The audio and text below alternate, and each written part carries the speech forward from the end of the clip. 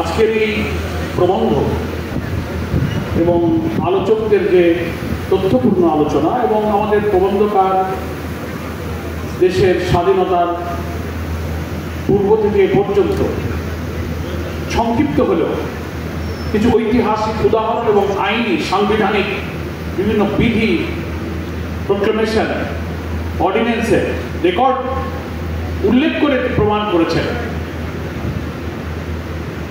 যে জুলাই ডিক্লারেশন যেটা করা হয়েছে তার শেষ অধ্যায়ে মাননীয় প্রধান উপদেষ্টা যে পড়লেন সেদিন মানিক মেহেদীর মধ্যে সংসদ ভবনের দক্ষিণ প্লাজায়, যে এটাকে আগামী নির্বাচনের পর 2 বছর পর সংবিধানের একটা তফসিলভুক্ত করা হবে। আমি মনে করি আজকের এই সেমিনার হচ্ছে প্রধান উপদেষ্টার এই জুলাই ঘোষণার এই কথা তীব্র প্রতিবাদ। জনগণ এটা মানে নাই। অসম্পূর্ণ জুলাই ঘোষণাকে সংশোধন করে এটাকে আইনি ভিত্তি প্রদানের যত যুক্তি আজকে এখানে সেমিনার দেওয়া হয়েছে সেটা মেনে নিতে হবে। প্রবন্ধকার চ্যালেঞ্জ দিয়ে বলেছেন, যদি আপনারা না পারেন, অক্ষম হন, তাহলে আমাদেরকে দায়িত্ব দেন, এই আইনের ভিত্তির ড্রাফট আমরা আপনাদেরকে সরবরাহ করব। সম্মানিত সুধীবৃন্দ, যারা বলেছেন, এখনো বলছেন, একটি দলের বড় বড় নেতারা, স্থায়ী কমিটির নেতারা বলছেন যে পার্লামেন্ট ছাড়া কি করে আইন তৈরি করা হবে। আজব ব্যাপার। আজকের প্রমাণদের তথ্য প্রমাণ সেই সব নেতাদের বক্তব্যের তীব্র প্রতিবাদ। আপনারা মানুষের আকাঙ্ক্ষার ভিত্তিতে কথা বলেছেন।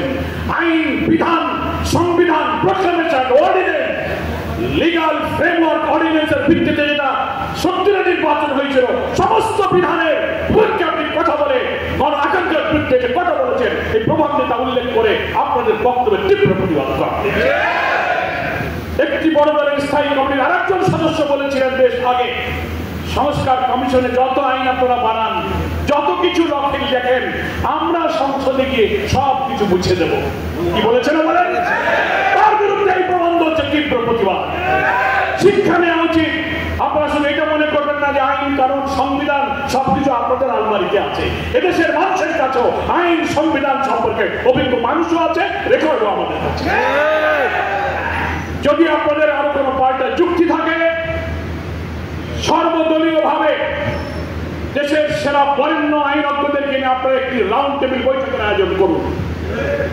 সেখানে যুক্তি পেশ হোক, সারা দুনিয়াতে লাইভ টেলিকাস্ট হোক, দেশ এবং বিদেশ দেখুন যে আইনি ভিত্তি না দিয়ে বিদ্যমান কাঠামোতে নির্বাচন হলে আরেকটা হাসিনার জন্ম হবে, আরেকটা ফ্যাসিবাদের জন্ম হবে।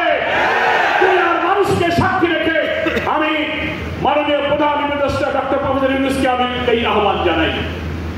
আপনি একদিন সর্বদলীয় বৈঠকে বলেছিলেন, আপনাদের নেতৃবৃন্দ তাহের ভাইয়ের নেতৃত্বে উপস্থিত ছিলাম, আপনি বলেছিলেন আমাদের ঐক্যবদ্ধ কমিশনে আমরা চেষ্টা করব, কারা পক্ষে আছে, হা আছে কি না আছে, কারা রাজি কি রাজি না, জাতি জানবে, আমি ওয়েবসাইটে দিয়ে সেই ব্যবস্থা করব। সেই সাথে ধন্যবাদ জানিয়ে বলবো, আপনি যদি জাতীয় বিতর্কের আয়োজন করুন, সরকারের উদ্যোগে সকল দল, আইনজ্ঞ, বিশেষজ্ঞ, সংবিধান বিশেষজ্ঞ সেখানে অংশগ্রহণ করুন।